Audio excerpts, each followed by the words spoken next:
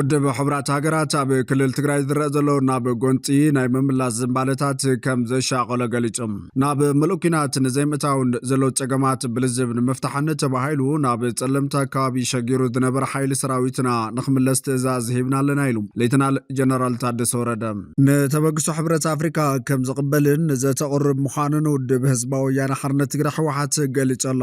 እዚ ከም ዘሎ ኮይኑ ብዘይካ ዶብ ራማ ኩሉ ናብ ትግራይ ዘእቱ መንገዲ ተዓፅዮላ ወጥሪ ኢትዮጵያ ምስ ትግራይን ኤርትራን ሰማይ ብዛዓረገሉ ወቅቲ ቀዳማይ ሚኒስትር አብይ አሕመድ ወሰንቲ መራሕቲ ዞባ ተቐቢለ ዘራሪቦላ ኮሚሽን ሰብኣዊ መሰላት ኢትዮጵያ ህይወት ንጹሃት ሰባት ኣብ ሓደጋ መውዳቁ ገሊፆላ ሰላም ጣና ሃበልና ቤተሰብ ኩሉ ሚድያ ንሰዓት ዝሓዝናይ ማሕበሬታታት በቐንድ ነጥብታት ፈሊምናዮም ንሰናይ ምክትታልኩም በኽብሪ ብምዕዳም ናብ ዝርዝሮም መቢልና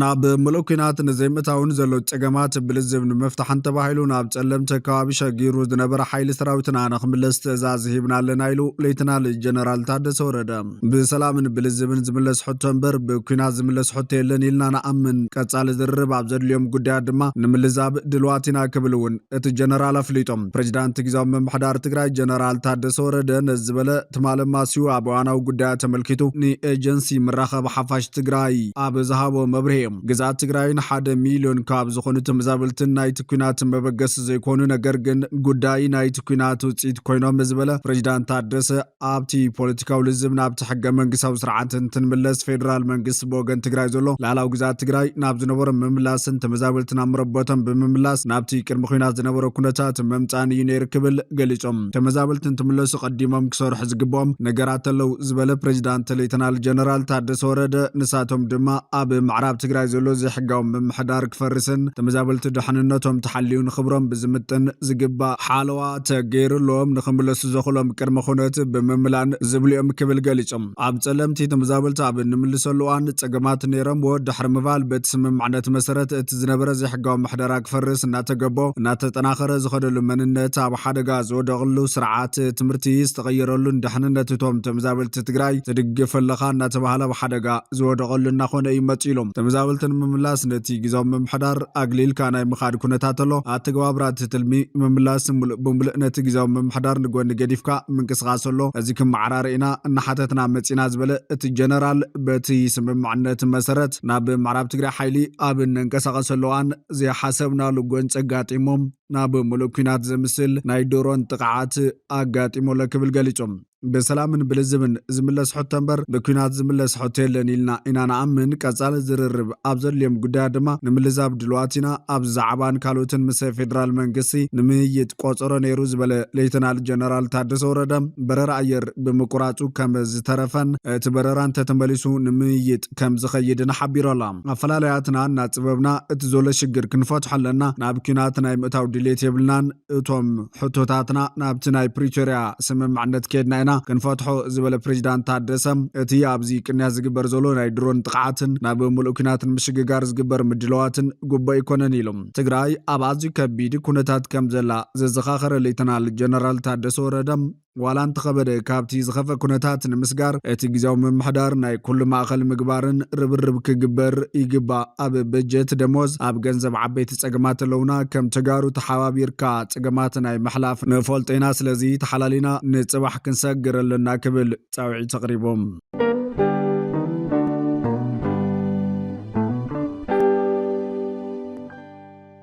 ኤክስፖ 2026 ኢንቨስትመንት ትግራይ ንዘይተወሰነ ግዜ ከም ዝተናውሐ ኮሚሽን ኢንቨስትመንት ትግራይ ኣፍሊጦላ ፀጋታት ትግራይ ንምፍላጥ ዕላማ ዝገበረ ኤክስፖ ካብ ጥሪ 25 ክሳብ 28 2018 ዓ.ም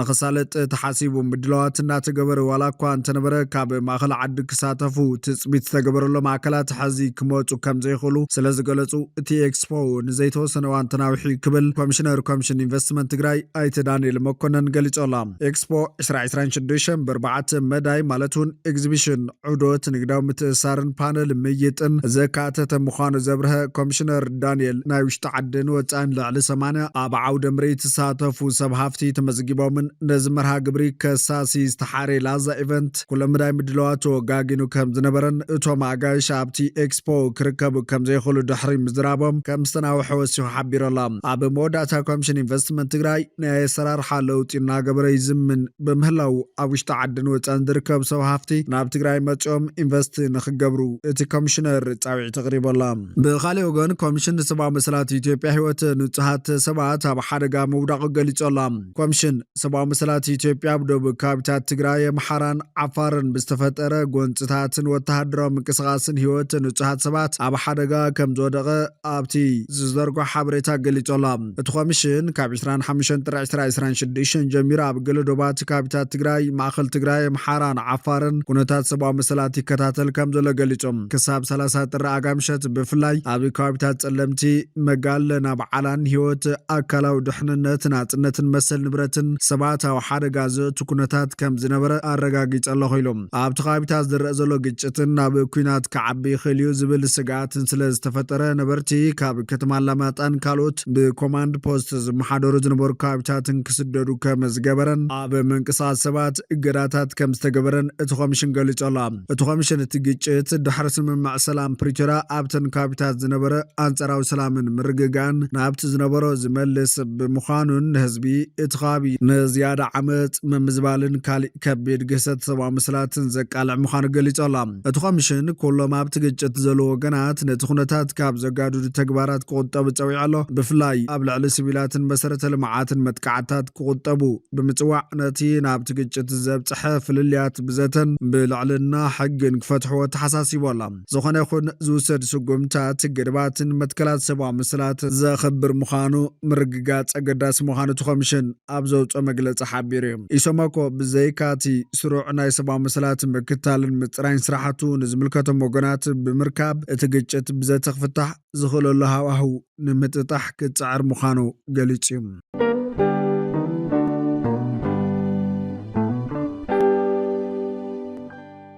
ውድብ ሕብራት ሃገራት ኣብ ክልል ትግራይ ዝረአ ዘሎ ናብ ጎንፂ ናይ ምምላስ ዝምባለታት ከም ዘሻቐሎ ገሊጾም እቲ ሎም ብቤት ጽሕፈት ዋና ጸሓፊ ዝወፀ መግለፂ እቲ ሕብረት ለመቕናብ ኢትዮጵያ ብፍላይ ድማ ኣብ ክልል ትግራይ ዝረአ ዘሎ ሓደሽቲ ምዕባለታት ብቐረባ ይከታተሎ ከም ዘሎ ኣመላኺቶም እቲ መግለፂ ብሽም ምክትል ወሃቢ ቃል እቲ ቤት ጽሕፈት ፋህራን ሃቅ ዝወፀ ኮይኑ እቲ ሓድሽ ኩነታት ኣዝዩ ዘሻቐል ከም ዝኾነን እቲ ዋና ጸሓፊ ብትኹረት ይከታተሎ ከም ዘሎን ይሕብር ካብ ዝሓለፈ ቀዳሚ ሰንበት ጀሚሩ ኣብ ከባቢታት ወረዳ ጸለምትን ደቡብ ትግራይን ኣብ መንጎ ሓይልታት ትግራይን ሰራዊት ኢትዮጵያን ግጭት ከም ዘጋጠመ ጸብጻባት ይሕብሮም ኣብ ዝሓለፉ መዓልታት ድማ ኣብ 3 ከባቢታት ዞባ ማእኸል ትግራይ መጥቃዕቲ ድሮን ከም ዝተፈጸመ ንምፍላጥ ተኻኢሉ እዩ በቲ መጥቃዕቲ ድሮን ሓደ ሰብ ህይወቱ ክሰንን ከሎ ኣብ ላዕሊ ንብረት ጉድኣት ከም ዝበፅሐ ቢቢሲ ትግርኛ ካብ ፖሊስ ዝረኸበ ሓበሬታ ኣመላኺት እዩ እዚ ከምዚ ኢሉ እንከሎ ካብ ናብን ኣዲስ ኣበባ ከተማታት ትግራይ ዝግበር በረራ ነፈርቲ ካብ ዝቋረፅ ራብዓይ መዓልቱ ዝሓዘ ኮይኑ ኣብ ላዕሊ ህዝቢ ሻቐሎትን ምጭንናቕን ስዒቡ ከም ዘሎ ጸብጻባት ይሕብሮም እቲ ሎሚ ዝወፀ መግለፂ ሕብራት ሃገራት እዚ ሓዱሽ ምዕባለታት ከይጋደድ ስጋት ከም ዘሎ እንፊቶም ኣብ ዝዋንዚ ኣብ ትግራይ ተጀሚሩ ዘሎ ውጥርን ጎንፅን ሰፊሕ ናይ ድሕንነት ስጋትን ክፍጠር ኣበርክቶ ገይረሎ ኣብ ላዕሊ ሲቪላት ዝህልዎ ፅልዋ ዓብዪ ኮይኑ ኣብቲ ገና ዳግማይ ንምህናፅን ንምሕዋይን ዝስራሕ ዘሎ ዞባ ናብ ሰፊሕ ግጭት ናይ ምምላስ ሓደጋ ኣለዎ ይብል እቲ መግለፂ ዋና ጸሓፊ ኩሎም ተጻባእቲ ወገናት ነገራት ካብ ምግዳድ ክቁጠቡን ፍልልያቶም ብሰላማዊ ዘተ ክፈትሑን ዳግማይ ምትምማን ምፍጣር ዝዓለሙ ስጉምታትን ክወስዱን ይጽውዕ ከም ድማ እታ ብፕሪቶሪያ ዝተጸውዐ ስምምዕ ቋሚ ምቁራጽ ተጻብኦታት ሙሉእ ብምሉእ ክፍጸሙ ይላበ ኢሉ ዋዕሊ ፕሪቶሪያ ብ2022 ካብ ዝፍረም ጀሚሩ ዝተረኸበ እወንታዊ መኽሰብ ምሕላው ኣገዳሲ ምዃኑ እውን የጉልህ ኣብ መወዳእታ ዋና ጸሓፊ ምስ ሕብራት ሃገራት እንደዝባው ትካላትን ብምትሕባር ነቲ ኣብ ትግራይ ተፈጢሩ ዘሎ ግጭት ብሰላማዊ ዘተ ንምፍታሕ ድልውነቱ ኣረጋጊጾላ ነቲ ምዕባለታት ስዒብ ኣብ ትግራይ ተገልገልቲ ኣብ መዓልቲ ልዕሊ 2,000 ብር ከየውፅኡ ዝተደረቱ ኮይኖም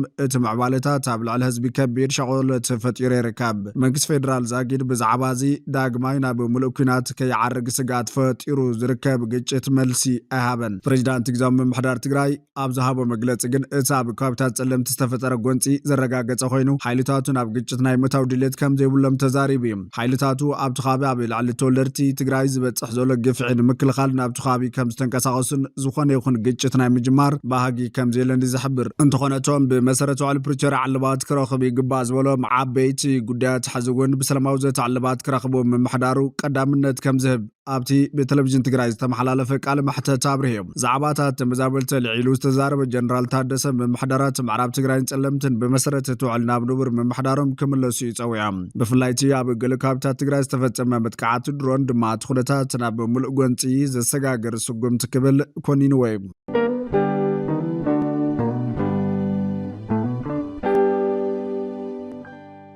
ንተበግሶ ሕብረት ኣፍሪካ ከም ዝቕበልን ዘተቕርብ ምዃኑን ውድብ ህዝባዊ ወያነ ሓርነት ትግራይ ህወሓት ገሊጾላ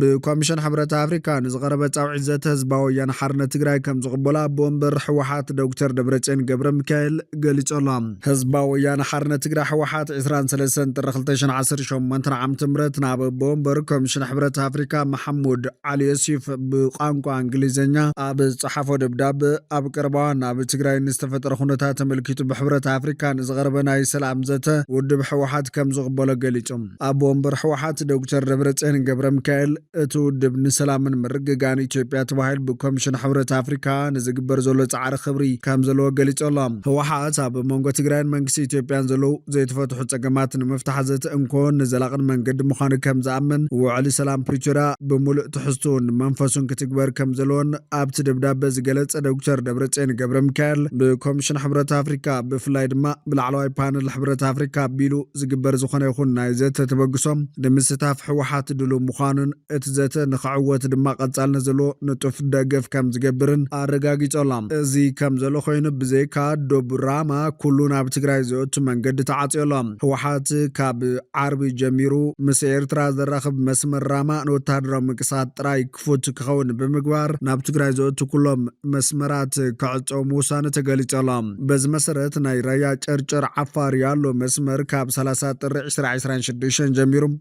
ناقارن تشكركرتن تعاطي مهلاوز تقلت خوينو اب ساعتات دحرقت رون حوحاتا وردا يالو اب دركب دوباتا تقراين عفار ابرايا چرچرن بيشوبرن وتحدرا تصفير مهلاويو اتحابريتاو سخدردم اب منبر ابايتا ابيات كرسياناتن ابيات تمرتن كيترف استتخل كبرتي اصواري مهلاوز قلت اتحابريتا كلت مدفع حدزو 23 كلت مورتارن اب على سراوت بي اف كتكوس دحرمو على اماسيو بستفصمن اي درون متك عاتم كابت موتاي كم زخنيو اتحبريتاو سخوز دردم مزبستا اساسر زينا حوحات اب استفلالي كتماتات تግራይ دركبو منسيات بحيلنا قففه ناب جنبار يوفروم مهلاو منهاريا راديو 99.1 منጭታቱ ጠቂሱ ኣብ ዝርግሖ ሓበሬታ ገሊጾሎም እቲ بعد ግራት ዓድዋን ካልኦት ከተማታት ትግራይን ዝጀመረ ናይ መንእሰያት ግፋ ብሽምብረታዊ ቃልሲ መንእሰያት ናብ ምዕራባዊ ግንባር ወልቃይት ንምውሳድ ዝዓለመ ምዃኑ ዝገለጸት ሓበሬታ ህወሓት በወገን ጸለምቲ ኣብ ዝኸፈተ ኩናት ዓብይ ናይ ሰብ ንብረት እንክሳራ ከም ዝበጽሑ ወሲኹ ዝገልጽ እንተኾነ ግን ኩሉ ሚድያ ነቲ ኣብ ትግራይ ዝካየድ ዘሎ ግፋ ዝምልከት ዝረኸቦ ንጹር ሓበሬታ የለን ኣብቲ ከባቢ ምስ ዝርከቡ ሓይልታት ሚሊሻ ብዝተገብረው ብርክ ዝበሉ ዕጡቓት ምዉታትን ቁስላትን ምዃኖም በፂሑ ኣለኹ ዝበለት ሓበሬታ ሰብ ሓይሊ ብቕልጡፍ ንምትካእ ኣብ ሰዓት ኣብ ከተማታት ዝርከቡ መንእሰያት ናይ ምግፋፍ ስራሕ ይካየድ ምህላው ዝገልጽ እዛ ሓበሬታ ግን ብነጻ ኣካል ክረጋገጽ كالن تحبرتها كم زملاخته استجفف منسيات بمخاين تزعينهم نبعفت والكايت يوسود مهلهم زجلت أخوين يخون بر منسيات تجرين داغمين موداتها زيبلون كينات كبل هوتو كب كم زيبلي زتكسلام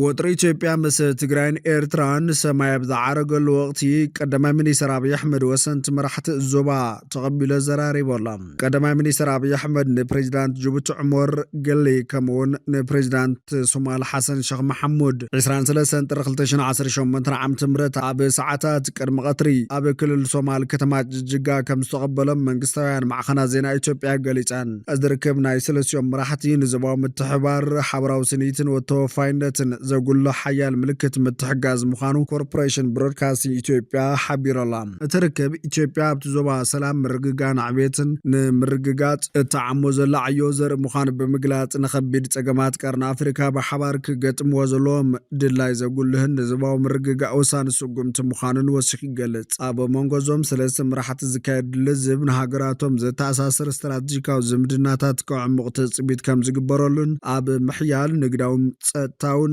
ዲፕሎማስያዊ ዝምድናታትን ትኹረት ከም ዝገብሩ ወሲኹ ኣብሪሄላ። እታ ኣፍ ደገ ባሕሪ ዘይብላ ኢትዮጵያ ቁጠባዊ ምዕባላ ንምርግጋጽ ቀረባት ክተቱ ኮነ ፍርያታ ክትሸይጥ ወደባት ናይዘን ሃገራት ክትጥቀም ድላይ ዘለዋ ኮይኑ ኣብ ጥሪ 2024 ምስተኣካል ሶማልያ ዝኾነት ርእሰ ምምሕዳር ኣቂማ ዘላ ሶማሊላንድ ኣዘራራቢ ዝኾነ ውዕል ፈሪማ ነይራ። ኢትዮጵያ ምስታ ናጽነታ ባዕላ ዝኣወጀት ርእሰ ምምሕዳር ሶማሊላንድ ብዝፈረመቶ ውዕል ተጠቃምነት ኣፍ ደገን ገማግምን ባሕሪ ምስ ሶማልያ ዝምድናኣ ሓሪፊፉ ናብ ምብታኽ ገጹ ከይዱ ምንባሩ ኣይርስዓን። ድሕሪ እዚ ስምምዕ ኣብ መንጎ ክልቲን ሃገራት ንኹነታት ዝምድነን ዘንጽባርቕ ምልዋጥ ቃላት ካብኡ ሓሊፉ ድማ ብፍላይ ብወገን ሶማልያ ዝተፈላለዩ ዲፕሎማስያዊ ምቁራጽ ተራእዩ ነይሩ። ሰበስልጣን ሶማልያ ንኢትዮጵያ ሉዓላውነት ሃገር ብምጥሓስ ብተደጋጋሚ ክኸሱ ተሰሚዖም ድሕሪ ስጉምቲ ኢትዮጵያ ሕብረት ኣፍሪካ ዓቃቢ ሰላም ናብ ሶማልያ ሰዲዱ ቅድሚ 18 ዓመታት ባይቱ ሰላምን ጸጥታን ሕብረት ኣፍሪካ ካብ ዝተፈላለዩ ሃገራት ዝተውጻጸ ሓይሊ ዓቃቢ ሰላም ኣብ ሶማልያ ንሽዱሽተ ዋርሕ ክጸንሕ ሓዋፊሩ ምንባሩ ይፍለጥ እዩ።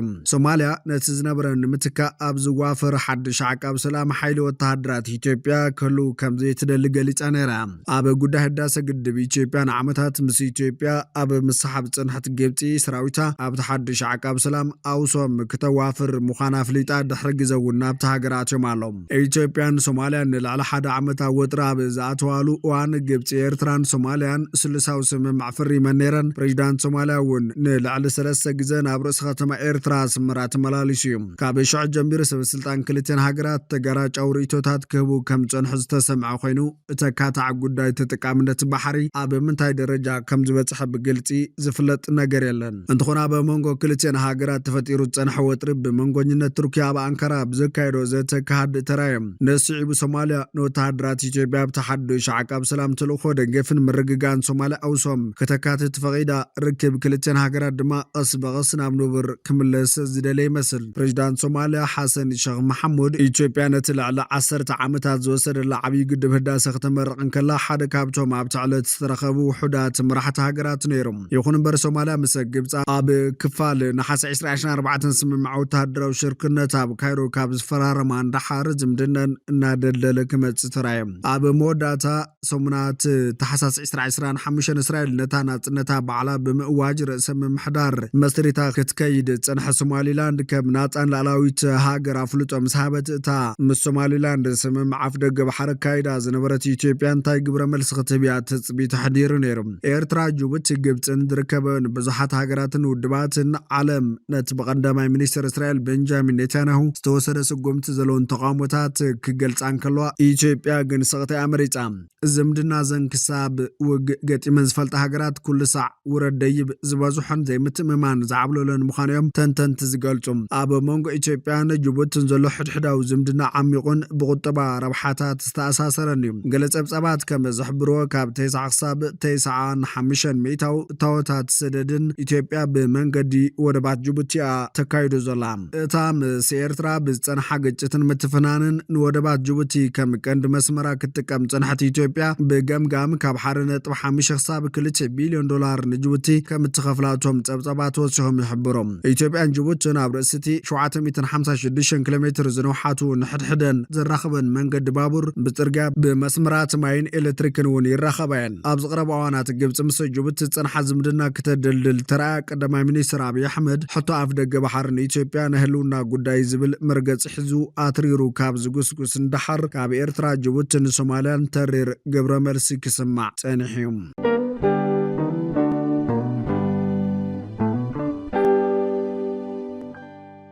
ኣብ ኣሜሪካ ልዕሊ 5,000 ኢትዮጵያን ምብራር ዝተወጠነ ውጥን ታጊደላ መምሕዳር ፕሬዚዳንት ኣሜሪካ ትራምፕ ኣብ ኣሜሪካ ዓቁባ ክረኽቡ ብቑዓት ዘይኮኑ ኢትዮጵያን ከይስጎጉ ዝገብር ሕጋዊ መስርሕ ከብቃዕ ዝወሰደ ስጉምቲ ብድሆ ኣጓኒፍዎላ እዚ ውሳነ እዚ ካብ ኣሜሪካ ክወፁ 2 ሰሙን ጥራይ ዝተረፎም ልዕሊ 5,000 ኢትዮጵያን ጻንሒቶም ዘናውሕ ኮይነላ ኣብ ቦስተን ኣሜሪካ ዝርከብ ፌደራላዊ ዳኛ ብራያን መርፊ ብዓርቢ 31 ጥሪ 2026 ነዚ ውሳነ ከም ዘሕለፈ ማዕኸናት ዜና ሮይተርስን ካልኦትን ሓቢሮም ኣሎም እቲ ዳኛ ነዚ ክሲ ክምልከት ዝኽኣለ ኣብ ዝሓለፈ ሰሙን 3 ኢትዮጵያን ምስ ኣፍሪካ ኮሚኒቲስ ቱጌዘር ዝተባሃለ ኣፍሪካዊ ጉጅለ ተጣበቕቲ መሰል ስደተኛታት ክስ ድሕሪ ምቕራቦም እዩ ብመሰረት እዚ መንግስቲ ኣሜሪካ ንሓተቲ ዕቑባ ኢትዮጵያን ዝህቦ ዝነበረ ግዝያዊ ሕጋዊ ሓለዋ ከብቃዕ ኣብ መጀመርታ ወርሒ ታሕሳስ ዘሕለፈ ውሳነ ዝቃወም እዮም እቲ ክቋረፅ ተወሰነ ሰጎምቲ ኣብ 2015 ኣብ እዋን ፕሬዚዳንት ኣሜሪካ ነበር ጆ ባይደን ተግባራዊ ዝኾነ ምምሕዳር ባይደን መሰል ዕቑባ ዘይብሎም ኢትዮጵያን ካብ ኣሜሪካ ከይስጎጉን ፍቓድ ስራሕ ክረኽቡን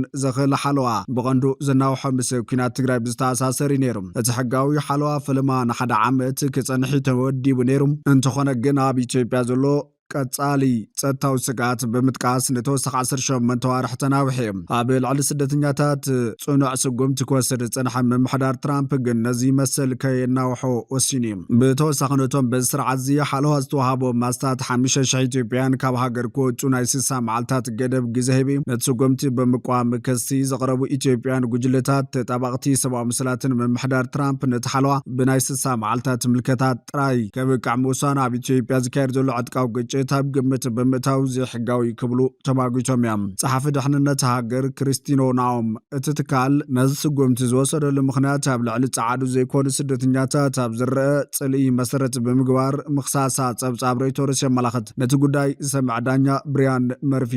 እቲ ሕጋዊ ምጉት ንኽስማዕ ዝያዳ ግዜ ንኽወሃቦ ኢትዮጵያን ክወፅሉ ዝተቐመጠ ገደብ ግዜ ክእገድ ዝገብር ትእዛዝ ኣውፅዮላ ኣብዚ እዋን እዚ ክፍሊ ድሕንነት ሃገር ብኸመይ ኣብዚ ውሳነ ከም ዝበፅሐ ዝገልጽ ዝርዝር መዛግብቲ ከም ዘቕርብ እውን እቲ ቤት ፍርዲ ጠቒሱ እዩ ብኻልእ ወገን ተጋሩ ከም ዝርከብዎም ዝተገመቱ ኣብ የመን ከተማ ሰንዓ ዝርከቡ ኢትዮጵያን ስደተኛታት ኣብ መንጎ ስቓይን ሞትን ከም ዝርከቡ ገሊፆም ኣሎም ዓለም ለኻውያን ትካላት ስደተኛታት ክሕግዝዎም እውን ተማሓፂኖም ኣሎም ኣባላት ኮሚቴ ማሕበረ ሰብ ስደተኛታት ጀማል ጀይላን ቢቢሲ ኣብ ዝሃቦ ቃል ካብ ዓለም ለኻውያን ትካላት ስደተኛታት ዝግበረሎም ዝነበረ ደገፍ ስለዝተቋረፀ ንዝሓለፈ ወርሒ ኣብ ከቢድ ፀገም ከም ዝፀንሑ ሓቢሮም እተን ትካላት ቤት ፅሕፈታትን ስለዝዓፀዋ ቅድሚ ሕዚ ብዘይ መንግስታውያን ማሕበራትን ኤጀንሲ ስደተኛታት ሕቡራት ሃገራትን ዝቐርብ ዝነበረ ሕክምናዊ ሓገዝን ምሕዳስ ሰነዳት ስደተኛታትን ደው ከም ዘበለ እውን ገሊጹ ነዚ ስዒብቶም ሕማም ዘለዎም ሰባት መድሓኒት ክረኽቡ ይከኣሉን ሰነዳት ስደተኛታት ዘይብሎም ኢትዮጵያን ይእሰሩ ብዙሓት ይሳቀየለው ኢሎም ካብዚ ብተወሳኺ ስድራ ዘለዎም ኢትዮጵያን ሰነዶም ክሕድሱ ስለዘይከኣሉ ደቆም ካብ ቤት ትምህርቲ ከትርፉ ከም ዝተገደዱ ኣይተ ጀማል ገሊፆም ስደተኛታት ኣብ ነፍሲ ወከፍ 2 ዓመት ሕክምናዊ ምርመራ ክገብረሎም ዝብል ኣይተ ጀማል ከምኡ እንተዘይገሮም ሰነድ ስደተኛታት ክሕድሱ ከም ዘይኽእሉ እውን ገሊፆም ቢቢሲ እቲ ትካል ኣብ ዮርዳኖስ ካብ ዝርከብ ቤት ፅሕፈቱ መውፅእ ብዝምልከት ሕቶ ኣቕሪቡ እኳ እንተነበረ ዛጊድ ግን ምላሽ ኣይረኸበን እንተኾነ እቲ ትካል ካብቲ ከባቢ መውፅእ ምስቲ ስዑድ ዓረብን ሕቡራት ኢሚራት ዓረብን ሰራዊተን ንምስሓብ ዝወሰዶ ውሳነ ዝተኣሳስር ክኸውን ይኽእል እዩ ዝብል ስኽፍታታት ኣሎ